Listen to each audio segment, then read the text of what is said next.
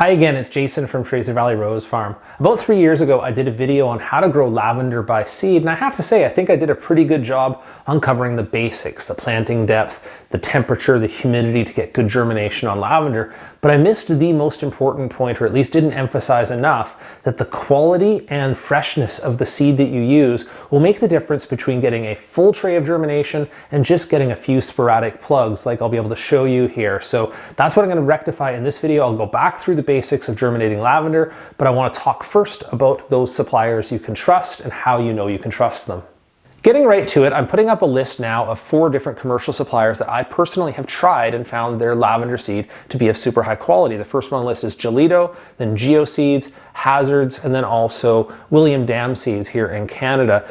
The reason I've chosen commercial suppliers as opposed to, say, retail suppliers like the people who sell on Amazon, Etsy, eBay, and of course off your seed rack at your local hardware store, is that these guys have a duty to their customers, the big commercial growers, to make sure that they've tested the germination on their seeds and they're offering the freshest seed. They also have a special class of seeds that they offer called primed seed. With Gelito, that's going to be called their gold nugget seed, I believe. And on the other 3, it'll be called apex seed from the ultimate supplier, Bennery, which means that they've prepared these seeds for fast germination, and that only works if they are sown fresh, like within the first 6 months after you've purchased the seeds. If they've been sitting on that seed rack or at that eBay supplier for a couple of years, you're going to get sporadic germination, and I have just the thing to prove that to you. In my previous lavender video, you would have seen, I'll throw in the clip now, sometimes I got 2 or 3 per cell of germination. Or this spring I used up some old seed in this tray here. I'll get you a close-up of this as well.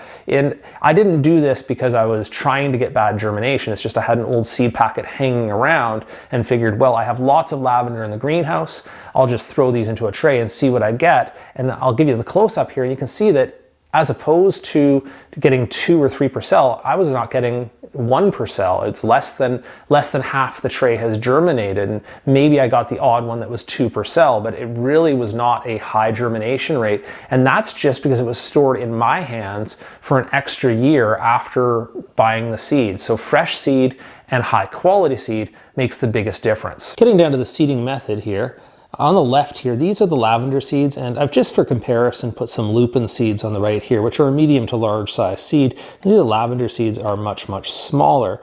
So when it comes to the plug tray here, you can see that in a big cell tray like this, that if I were to dibble a big hole in the center and drop it in there, it'd be easy for that little seed to get lost. So that's not what I want to do.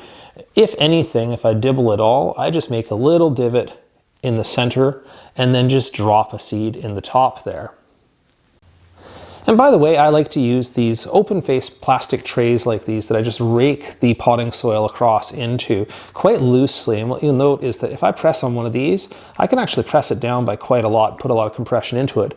But I haven't. I've just loose raked it into here. And that's taking advantage of the engineered qualities of these potting mixes. The potting mixes are meant to have lots of air and lots of moisture holding capacity, and when you press them down like that, it loses both of those and becomes a much harder thing for the young seedling to put its little roots down into. So you get faster root development and better seedlings if you don't have to press it so hard together like you would with an open system like the soil blocks. So not bad mouthing that system, but I like this for better root development. As for the potting soil itself, if you went peat and perlite based, coconut fiber based, bark mulch based, any of those will do the deal as long as they're engineered as a potting mix or a seeding mix without too much fertilizer in the mix. You don't want that in there right away to burn the roots of the young seedlings.